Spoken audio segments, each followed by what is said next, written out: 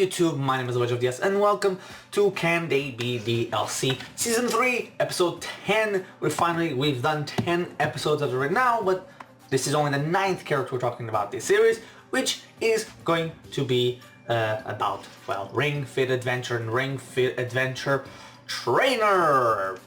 Yeah, that's a thing.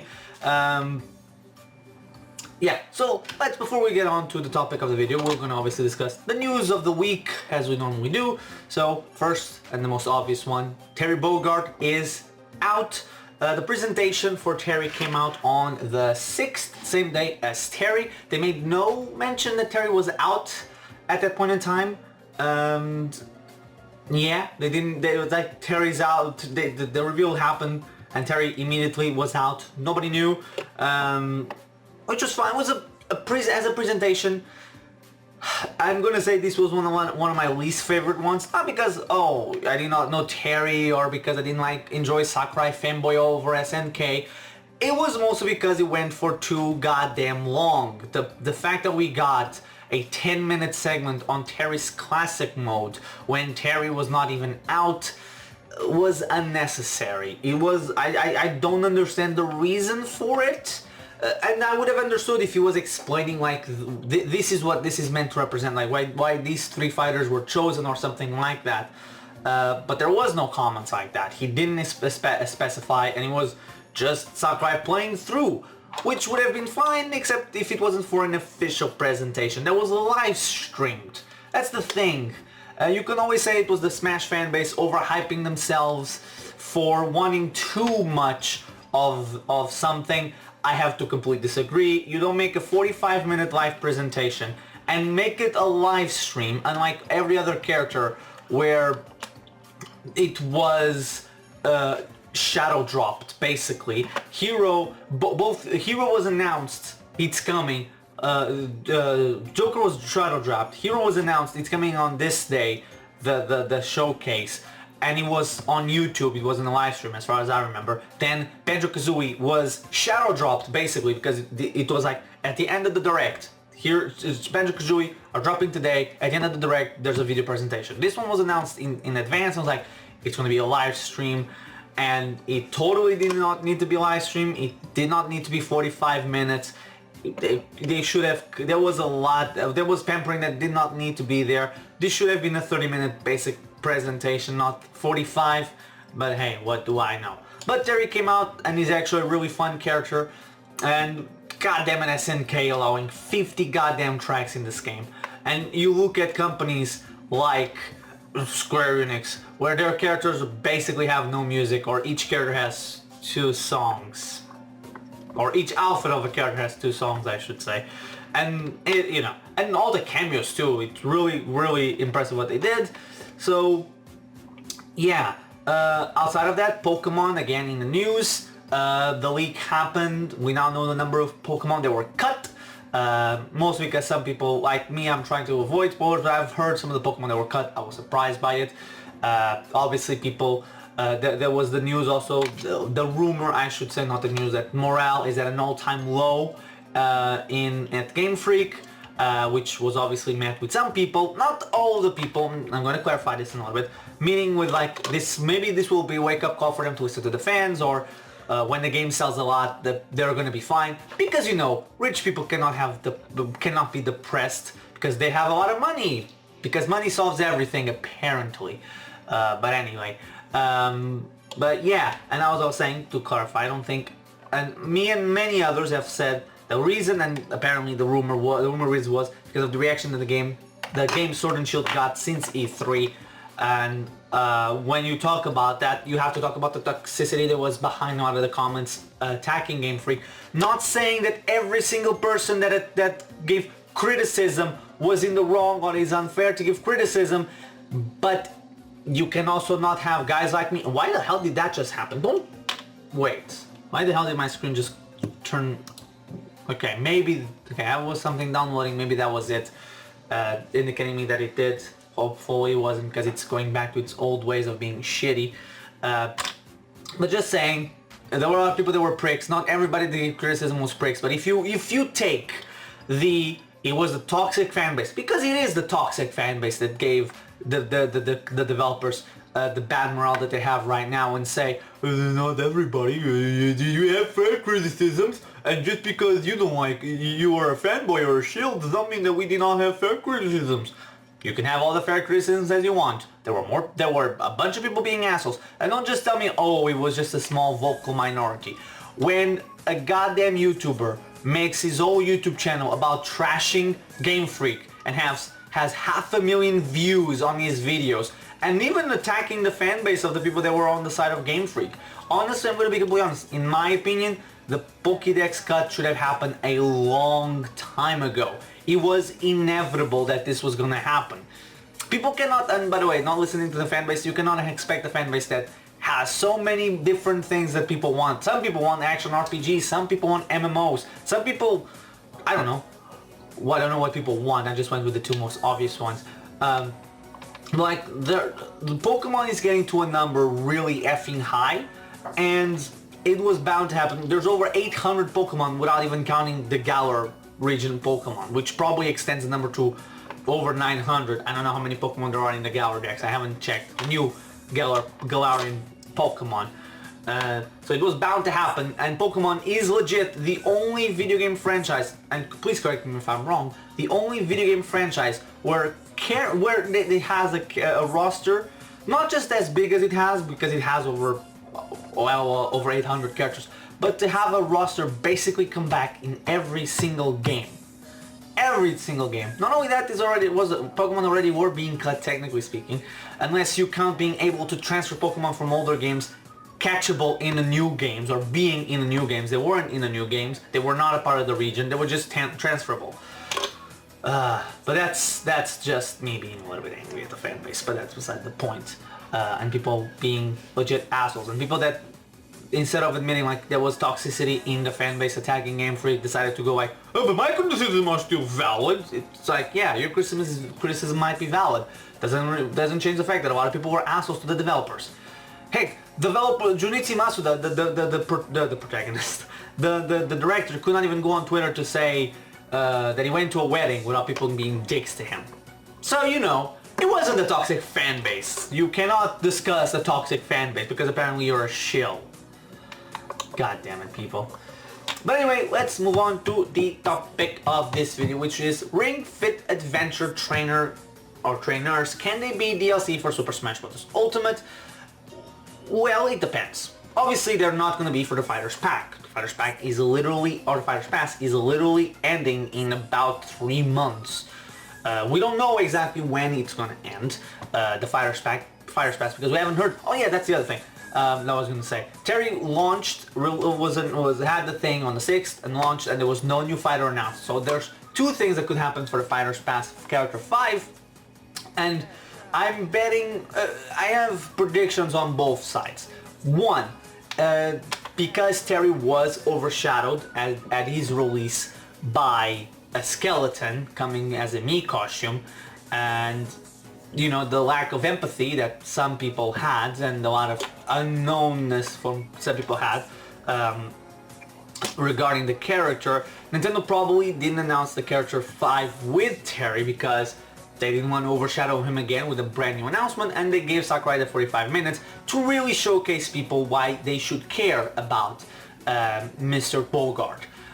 So in that in mind, we could see two things happening for number 5. So number 5 could either become, so Pokemon launches on the 15th, and after that Nintendo has no games coming out. So maybe we could have a Super Smash Bros. Announcement either on the 20th or during the 18th to 29th period of the year or no, until the 6th of December from the 18th to the 6th of December. We could see an announcement. Heck, I would even go the week afterwards, but the week afterwards means another thing, which is Game Awards. So the character could be announced in those two periods. It could be from either the 18th to the 6th, and that's like the week before. And even like with the whole Nintendo Direct presentation, or it could be at the Game Awards, maybe with character pack or Post Fighters Pass 1, character 1 or character 1 or character 1 and 2, we don't know. So obviously those scenarios can happen. So here's my predictions for it. should the character not be announced at the Game Awards, then I think like it's not going to be a major character, big character. Because we're going to go with what Sakurai said in the Bogart Direct, which was the character has to be more fun, the recognizable. It's not just recognizability that matters. So if it is outside of the Game Awards, it's gonna be a smaller character, smaller quote unquote, a character more in line with Terry than in line with Banjo-Kazooie, a character more in line with those, like very much unknown to the massive audience of Super Smash Brothers, but not to a niche. So, you know, also I'm just gonna say thank you Sakurai for saying that a character has to be more fun than known, because that gives me hope that maybe one day Wonder Red makes it into Super Smash Brothers. Also, that kind of was a big middle finger, or just like, hey, just because your character is popular that you want does not mean they're gonna be in Smash, no matter how popular they are. Wink wink, Steve and Sora fans. I'm just gonna let that go. I would usually let go because every time I mention Sora, I lose subscribers. It's funny. But then again, this week, like I lost a subscriber, then I gained 3 more, which was awesome. Thank you very much for that. Welcome to all the new subscribers. Thank you for pressing that button. Yeah, so it's gonna be a minor character, if it's minor again in big quotation, should it come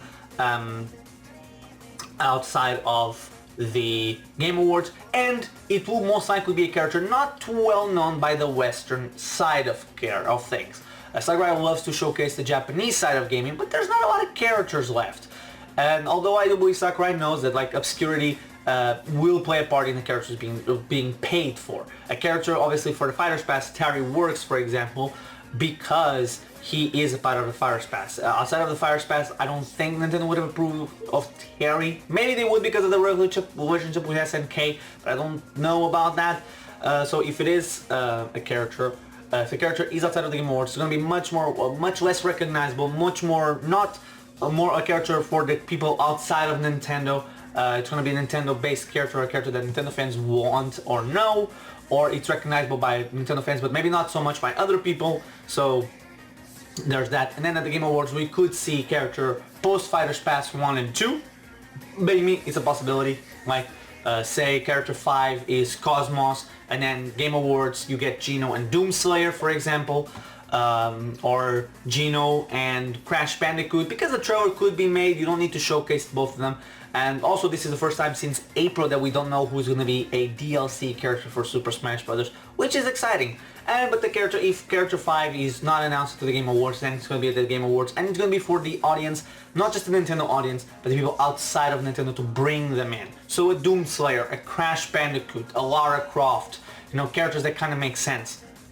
So yeah, moving on, let's go on to the topic of the Ring Fit Trainer. Ooh, slip of the tongue. So can they be DLC? For Fighters Pass, no chance in hell, obviously. They just came out. But will they be in DLC? Honestly, it's a far chance. I think it also again depends on how well the game is a success, no matter what. The game is a success, and I think Ring Fit Trainer will be a character in Smash Brothers eventually. They can differentiate them very well from the people from Wii Fit Trainer, mostly because they already come from an RPG.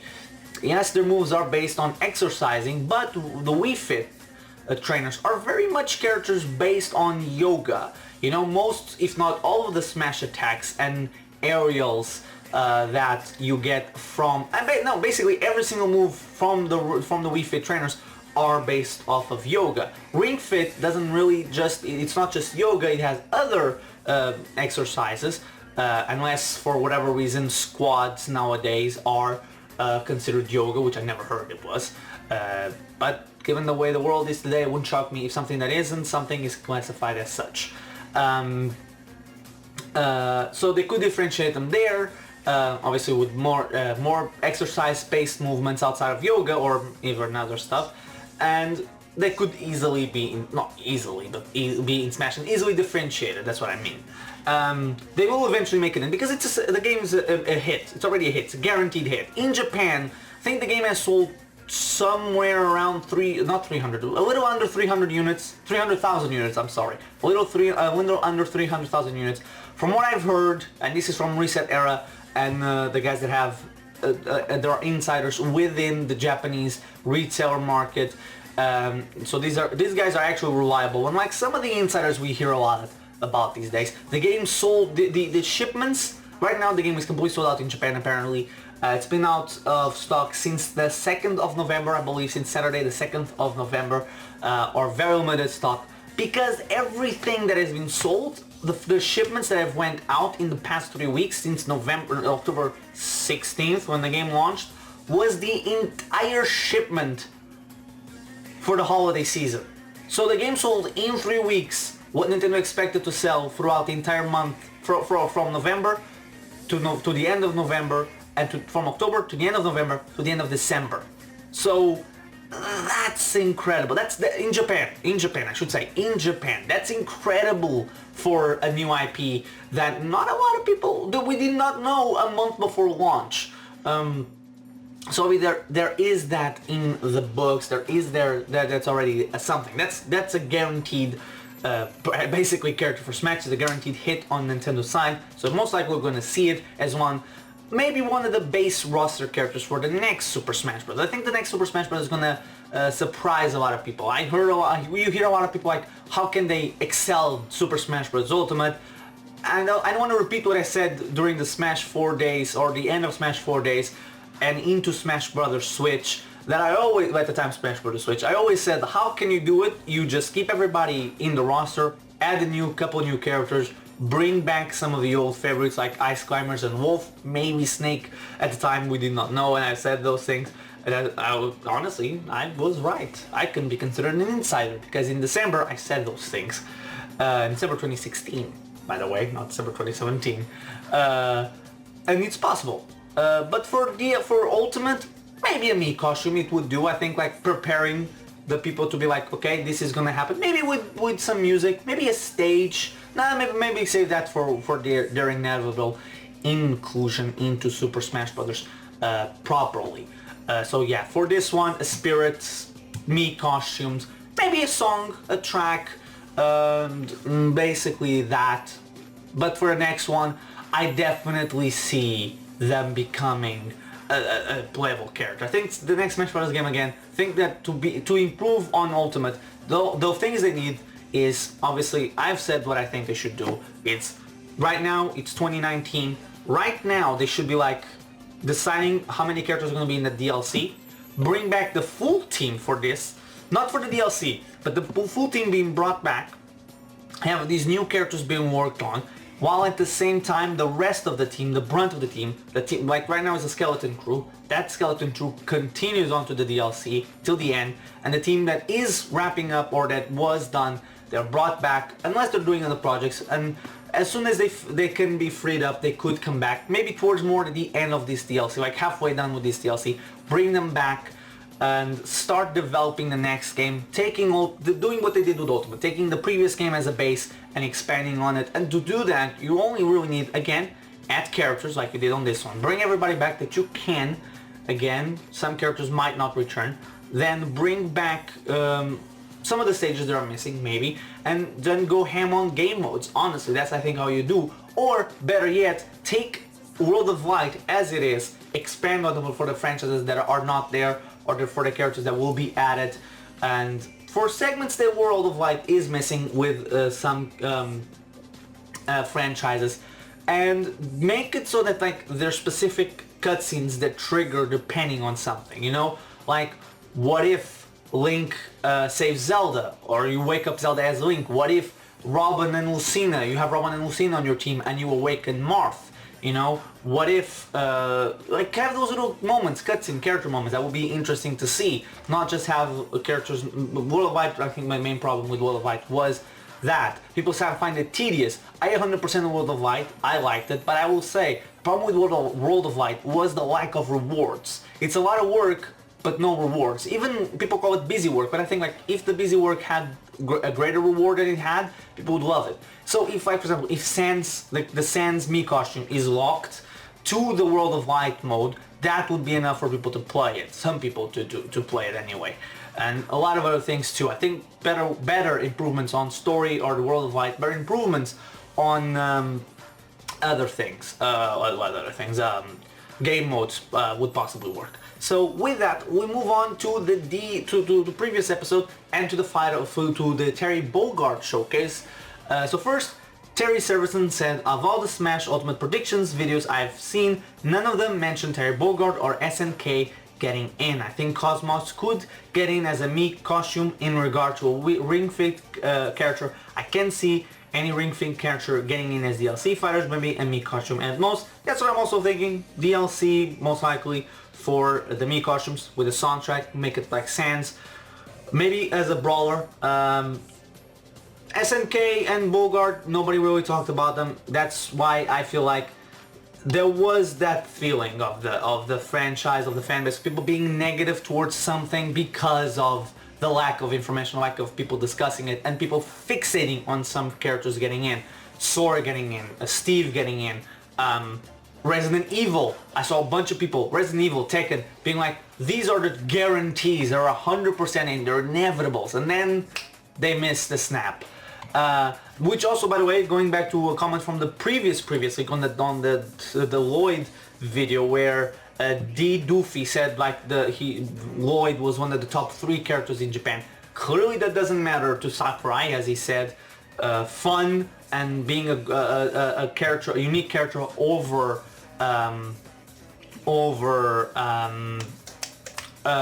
recognizability. So a character, if the character is fun, is more important than if he is recognizable. So if Sakurai looks, for example, bringing these two up, Wonder Red more fun to work on than or that will be a funner character to work with than Sora, then he's gonna develop Wonder Red, even though Sora is 100 times more a million times probably is the fairer statement of the characters. Not even mentioning any other issues that might arise with Sora. If he finds Wonder Red to be more fun, like, oh, we can create a new suit for him, and then he can access all the abilities of the other 100 ones, or the rest of his team, that would be much more intriguing and fun for me to create than Sora, who, for better or for worse, would be a sword fighter. Don't crucify me, Kingdom Hearts fans. But basically, he could be like, he could have that mentality. Not saying he does, I'm to say he could have that mentality and be like, okay, Sora is more recognizable, but I want to go with the character that's more fun. Same thing for Steve. He could find Steve just a basic character to work on and not be like, not even going into anything about Steve, but like thinking like, this other character that's far less recognizable would be more fun to work on. So yeah, not gonna be. That's why I think the negativity was in Smash Ultimate for Terry wasn't because people like me would be saying like nobody cares or nobody wants. It would be or that's not popular enough. It's just people fixating on things that they have in their mind as a guarantee. This is happening. Snap of the fingers. It's inevitable. It's like Thanos, inevitability, and then it doesn't work out. So yeah, Terry and SNK being a part of that. Nobody predicted them. So they weren't on the mind of a lot of people. And it wasn't inevitable to anyone. And then when it happens, people were annoyed. Then Z Benjamin said DLC 5 Cosmos would be insane. I think she deserves a spot and would be fitting and unique addition to Smash. It will be interesting, to say the least. I'll say this. But I again think she will work better in a pack. Outside of a pack, I don't know how well she's gonna do and how much Nintendo would approve, because let's be completely honest, although the Sakurai has the thing of like fun over enjoyable, that really works better for a pass and for a base game or a pack of characters together, not so much as the base or NDLC. For example, again going back to the example I just gave between Wonder Red and Sora, even if Sakurai, and this is both characters are on the table and he finds Wonder Red more enjoyable and more fun than Sora, he could be like, I want Wonder Red, but Nintendo being like, no, yeah, we would approve Wonder Red in a finer space, like, okay, Wonder Red can be, but if it's like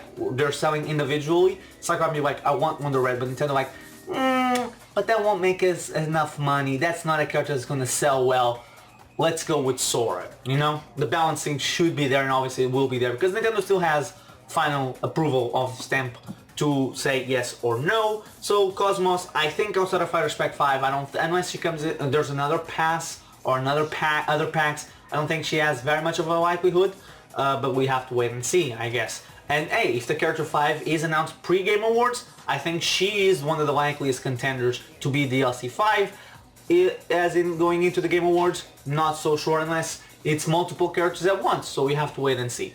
Then Terry once again, Terry in the Terry video, Terry Servison saying, I had a feeling that Mai wouldn't be in Smash Ultimate in any way, shape or form because of her outfit is too sexual.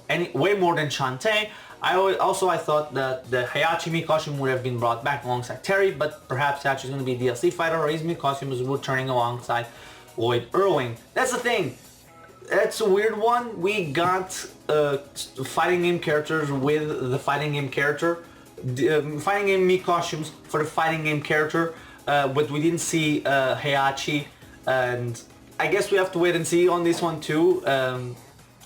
I don't know which one of those two I would choose or prefer, but it's possible. Also, the reason why Mai is not in, I don't know why they didn't put her in, to be honest. There is a costume that could have used of her. It would still be sexualized, but not the way that stopped her from being in Ultimate. Because unless I misread, but I believe since 2014, the ratings board in Japan, and it's something that Sakurai also doesn't like, the ratings board in Japan makes it so that any female character that's in a game that wears a skirt or a kimono or a dress or any shape of any dress that you could see below the legs, so that you have to show them below the legs. Because if they see panties, basically it's the panty check, they have the rating rises from 0. Basically from what it would be from E for everyone to teen, basically, or Peggy 4 to Peggy 12, basically, from everyone to teen, from PG to PG-13, or from PG-13 to, I don't know what comes after PG-13, to be honest, I never knew. TV-14, I think that's it, TV-14, could be wrong on that. So yeah, so basically that's the thing, and Sakurai apparently is one of those people that's fan of it, and yeah, I've heard that, not going to confirm it is true or not. If it is that, I still think they could have used another costume of her that I've seen, but at the same time, I believe the costume that I've seen was also still a kimono, which means they would still see panties, because unless they didn't put panties in and was just two colored legs meeting there, that looks like something else, which I'm pretty sure would rise the rating even more. But then again, it's DLC, but still, it would basically change the rating of the game. But anyway, and where I forgot to bring my notebook. So wait a minute, because I already have. I think it's in here. Yeah, there it is. Okay, so I have in my notebook that it's old. All the videos from now until the end of the season, because I decided might as well prepare for the rest of the season. So next episode, we're gonna go back to Capcom, to a character that I found it weird that I hadn't talked about it until now, but very much like Fortnite was a character I wanted to talk very early on this series. Never did. I believe I never did, unless if I did, wow, I'm stupid and didn't write it on my piece of paper. But anyway, it will be somebody that kinda would have made sense in the last Nintendo Direct or the Terry Bogard presentation, because we heard that Nintendo said they were not going to have any characters announced, and it could have worked on the fact that Sakurai could be saying. And that's it for this video presentation. Thank you guys for watching, and see you guys next time. And then we hear a giant objection, because Phoenix Wright will be the next character coming into Smash, or the next character coming into Can It Be DLC. So anyway, thank you guys for watching. I've been the Wedge of DS. See you guys next time.